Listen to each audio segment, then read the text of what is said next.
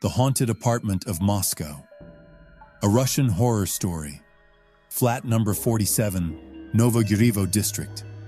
It was the winter of 1991. The Soviet Union was collapsing. Everything was changing.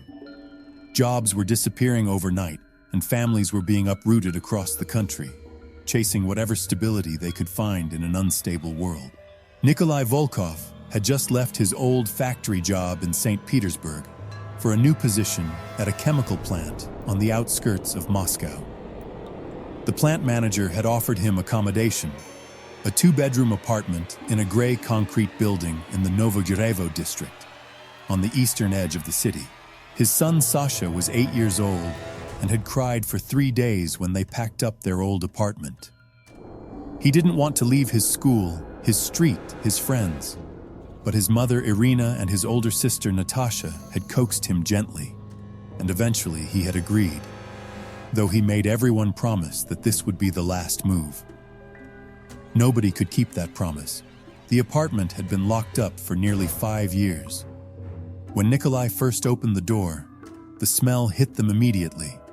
Cold, stale air with something underneath it that Irina couldn't name. Something burnt. The walls were covered in cobwebs so thick they hung like gray curtains in the corners. The wallpaper was peeling in long strips. Every surface was layered with dust. But there was no other option. A new apartment would take at least a year to become available. So the Volkov family moved in, cleaned as best they could, and tried to make it feel like home. They failed from the very first night. No matter how many times they cleared the cobwebs, and they cleared them every single day. By the next morning, the corners of every room were thick with them again, as though the spiders were working through the night with a kind of desperate urgency. And the footsteps.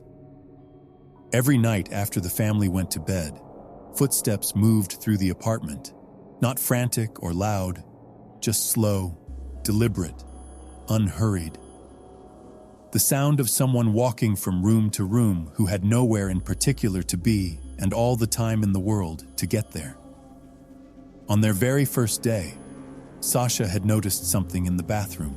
On the wall above the tub, partly hidden behind the peeling paint, was a large, dark mark, deep and irregular, like a burn scar on the plaster itself.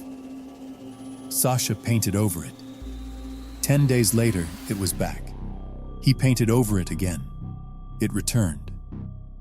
He lost count of how many times he covered it before he stopped trying. He began to believe the apartment was haunted. When he told his sister Natasha, she ruffled his hair and told him he was being a child. There were no such things as ghosts. One evening, Nikolai was called away to a neighboring city for work.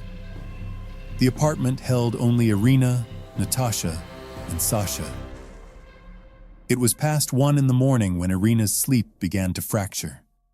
The footsteps again, but louder than usual tonight.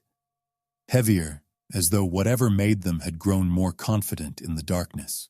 She lay still and listened, hoping they would fade. They didn't.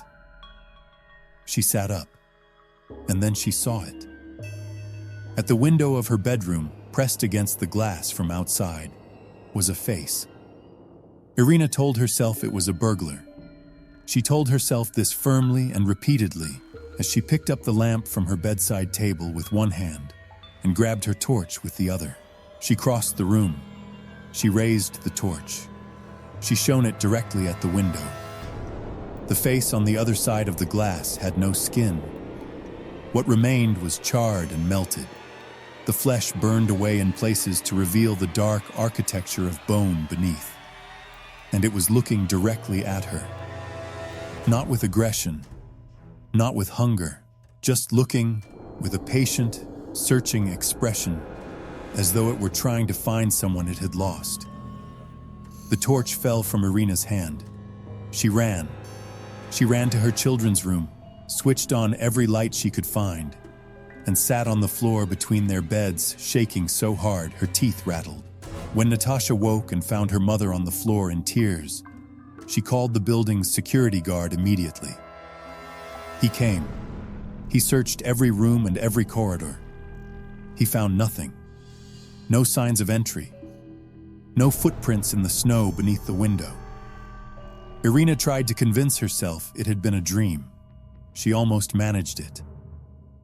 But the footsteps continued every night. The taps in the kitchen began turning themselves on. The lights would flicker without any hand touching the switch, and then go dark on their own. The burn mark on the bathroom wall kept coming back no matter how many times it was painted over. And then came the night in December. A deep Siberian cold had settled over Moscow, the kind that turns the air itself brittle. Sasha and Natasha were asleep together under a heavy blanket, a mosquito net draped over the bed frame the way their grandmother had always insisted. Sasha woke suddenly. The bathroom bulb had switched itself on, throwing a thin strip of yellow light under the door. Something was moving beneath him, not the mattress shifting. Something underneath the mattress itself, pressing up against the springs, moving slowly from one end to the other, like something large and boneless dragging itself through a narrow space, making a soft sound that Sasha couldn't describe afterward, except to say it was wrong, fundamentally, deeply wrong, in a way that his 8-year-old brain had no language for. He grabbed Natasha's arm and shook her. She didn't move. He shook harder. Nothing. She was breathing, he could see that. But she was submerged in sleep so absolute it seemed less like sleep and more like she had simply been switched off. Then Sasha saw it. From behind the headboard, from the wall itself, something was emerging. A hand. It came slowly through the plaster, as though the wall were made of thick water. 3 fingers, not 4, not 5. The skin had been burned completely away. What remained was dark and glistening. The flesh melted into shapes that didn't correspond to anything a hand should look like. The hand moved toward him. Sasha's body locked completely. He couldn't scream. He couldn't move. He could only watch as the 3 ruined fingers reached his head and then began, very gently, to stroke his hair. Slowly, calmly, the way a parent soothes a child who cannot sleep. Sasha lay rigid with terror while the burnt hand moved through his hair. He wet the bed. He was not ashamed of this later. He was 8 years old, and a dead man's hand was stroking his head in the dark. After several minutes, the hand withdrew back into the wall. Sasha pulled the blanket over his face and lay completely still until morning. At breakfast, he told them everything. Irina called Nikolai and told him to come home immediately. That same afternoon, the entire Volkov family moved their belongings to the plant's guest house and never spent another night in flat number 47. Weeks later, a colleague of Nikolai's mentioned the apartment's history almost casually. The way people mention things they assume everyone already knows. 5 years ago, he said, a chemical engineer named Viktor Sokolov had lived there. A quiet, serious man who lived alone and worked long hours. He had been sent on a business trip, and there had been an accident, an explosion at a facility in the Ural Mountains.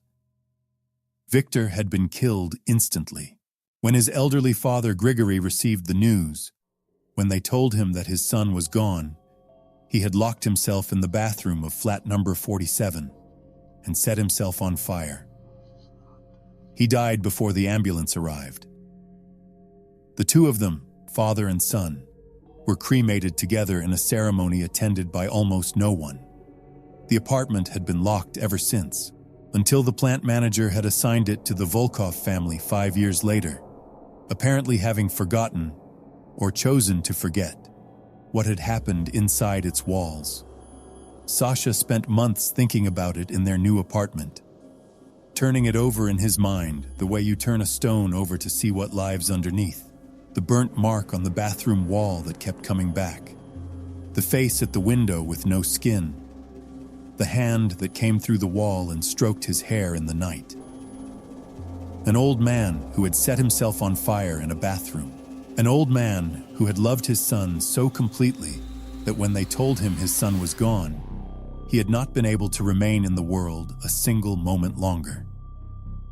And now that old man's spirit moved through the dark apartment every night, looking out of windows, coming through walls, searching. Not for Sasha, not for Irina or Natasha or Nikolai. For Victor, his son, his reason, the person he had burned himself alive trying to follow. Sasha never stopped wondering whether Grigory had found him yet.